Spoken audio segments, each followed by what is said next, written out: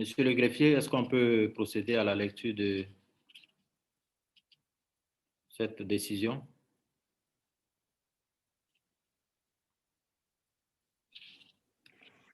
Yes, Honorable President, we can start. Yes, sir, we can start. Thank you, sir.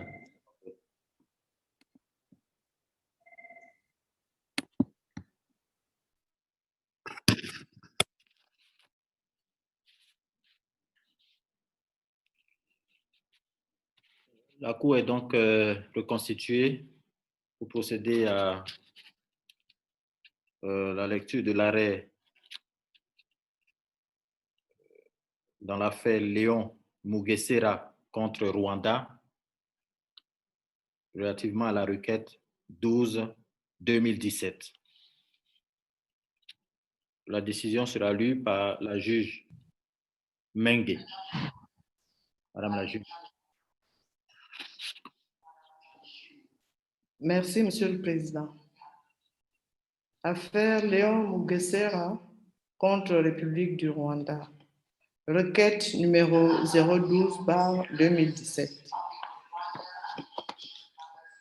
La Cour, composée de Sylvain Auré, président, Ben Kyoko, vice-président, Rafa Ben Achour, Angelo Matuse, Suzanne Mengue, Tujilan Tizumila, Chafika Ben Saoula, Blaise Chikaya, Stella Anoukam et Imani Aboud, juge, et de Robert Henault, greffier. En application de l'article 22 du protocole relatif à la Charte africaine des droits de l'homme et des peuples, portant création d'une Cour africaine des droits de l'homme et des peuples, ci-après dénommé le protocole, et de la règle 9.2 du règlement intérieur de la Cour, ci-après dénommé le règlement, la juge Marie-Thérèse Mukamulisa, de nationalité rwandaise, s'est recusée.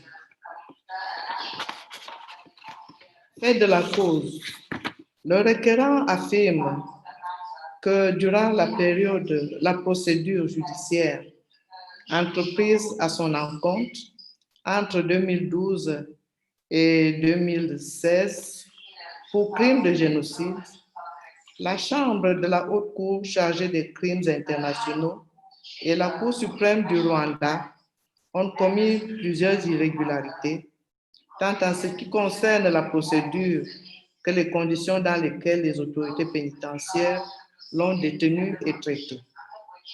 Le requérant affirme saisir la Cour de séance après avoir tenté en vain de remédier à ces irrégularités et d'obtenir une amélioration de ses conditions de détention auprès des autorités compétentes de l'État défendeur. Les mesures demandées. Le requérant demande à la Cour de prendre les mesures suivantes. Dire que l'État défendeur a violé les droits garantis par la Charte, notamment en ses articles 4, 5, 6, 7, 9 alinéa 1, 18, 1 et 26. Ordonner sa remise en liberté, désigner un médecin indépendant chargé d'évaluer son état de santé et de déterminer les mesures nécessaires pour lui apporter une assistance. Ordonner à l'État défendeur de mettre en place une procédure impartiale et indépendante pour le respect de ses droits. Ordonner les mesures de réparation appropriées. Ordonner toute autre mesure ou accorder toute autre réparation que la Cour estime appropriée. Ordonner à l'État défendeur de respecter les droits fondamentaux du requérant dans les procédures en cours et à venir et soumettre dans les 6 mois un rapport sur le respect des dispositions de la Charte. Enfin, adjuger les frais de la charge à l'État défendeur.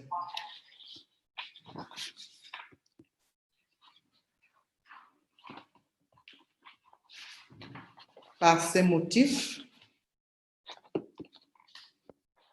La Cour, à l'unanimité et par défaut, sur la compétence, déclare qu'elle est compétente. Sur la recevabilité, déclare la requête recevable. Sur le fond, dit que l'État défendeur n'a pas violé l'article 7.1 C de la Charte en ce qui concerne l'allégation du requérant relative à la non-comparution de ses témoins à décharge. Dit que l'État défendeur n'a pas violé l'article 7.1 C de la Charte, lu conjointement avec l'article 14.3 du Pacte international sur les droits civils et politiques et la lettre d'engagement de l'État défendeur devant le gouvernement du Canada en ce qui concerne le droit du requérant à l'assistance judiciaire gratuite. Dit que l'État défendeur n'a pas violé le droit du requérant à être entendu par une juridiction indépendante et impartiale, prévue aux articles 7.1 D et 26 de la Charte. Dit que l'État défendeur a violé l'article 5 de la Charte pour avoir soumis le requérant à un traitement cruel, inhumain et dégradant. Dit que l'État défendeur a violé le droit du requérant à la vie, prévu à l'article 4 de la Charte pour atteinte contre sa vie. Dit que l'État défendeur a violé le droit du requérant à la famille, prévu par l'article 18.1 de la Charte, en ce qui concerne le contact avec les membres de sa famille. Sur les réparations pécuniaires, rejette la demande du requérant relative au préjudice matériel subi du fait de son emprisonnement. Rejette la demande du requérant relative au remboursement du montant de l'amende imposée à son avocat rwandais, Maître Jean-Félix Rudakwemwa, en ce qu'il ne relève pas de cette affaire. Octroie 10 millions de francs rwandais au requérant à titre des honoraires de son avocat devant les juridictions internes. Fait droit à la demande de réparation du requérant pour le préjudice moral subi par lui et par les victimes indirectes et leur accorde une indemnisation comme suit.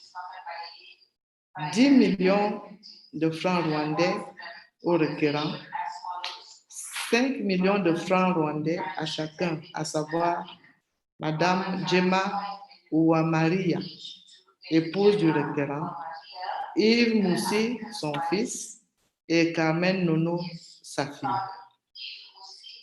Sur les réparations non pécuniaires, rejette la demande du requérant d'annuler la déclaration de sa culpabilité et de la peine prononcée à son encontre.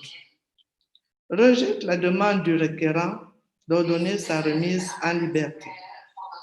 Rejette la demande visant à ordonner à l'État défendeur d'entamer des négociations avec le gouvernement du Canada afin qu'il purge le reliquat de sa peine au Canada. Rejette la demande relative à l'imposition des sanctions contre l'État défendeur en cas de non-exécution. Ordonne à l'État défendeur de désigner un médecin indépendant chargé d'évaluer l'état de santé du requérant et de déterminer les mesures nécessaires à son assistance. Sur les frais de procédure, fait droit à la demande du requérant relative aux honoraires de ses avocats devant la Cour de séance et lui accorde la somme de 10 millions de francs rwandais. Sur la mise en œuvre et l'établissement de rapports, ordonne à l'État défendeur de payer les montants indiqués au point 9, 10 et 16 en franchise d'impôt dans un délai de 6 mois à partir de la date de notification du présent arrêt, faute de quoi il paiera également des intérêts moratoires calculés sur la base du taux applicable fixé par la Banque centrale de la République du Rwanda pendant toute la période de retard de paiement et jusqu'au paiement intégral des sommes dues. Ordonne enfin à l'État défendeur de faire rapport dans un délai de 6 mois à compter de la date de notification du présent arrêt sur les mesures prises pour le mettre en œuvre et par la suite, tous les 6 mois jusqu'à ce que la Cour estime qu'il a été intégralement exécuté. Ont signé les juges dont les noms ont été cités plus haut, ainsi que le greffier. Conformément à l'article 28.7 du protocole et à la règle 70 du règlement, l'opinion individuelle du juge Rafa Ben Achour est jointe au présent arrêt. Fait à Arusha, ce 27e jour du mois de novembre de l'an 2020, en anglais et en français, le texte français faisant foi. Je vous remercie. La décision de la Cour dans l'affaire Léon Mougessera contre le public relativement à la requête de juge en 2017. Ainsi prend fin donc la lecture des décisions de cette session, de cette 59e session, mais je précise que certaines décisions ont été prorogées et seront donc rendues le 4 décembre 2020. Il s'agit des affaires Sébastien Germain Marie Aïkoué à Javon contre République du Bénin, requête 062-2019.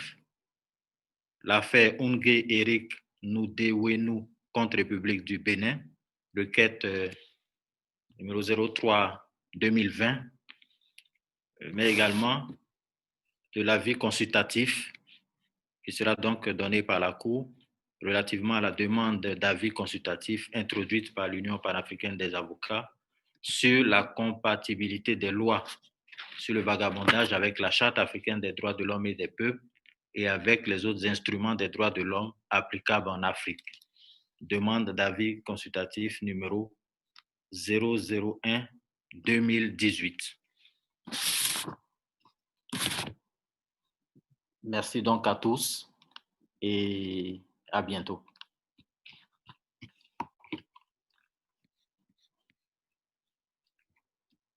Mesdames et messieurs les juges, on se retrouve donc dans 30 minutes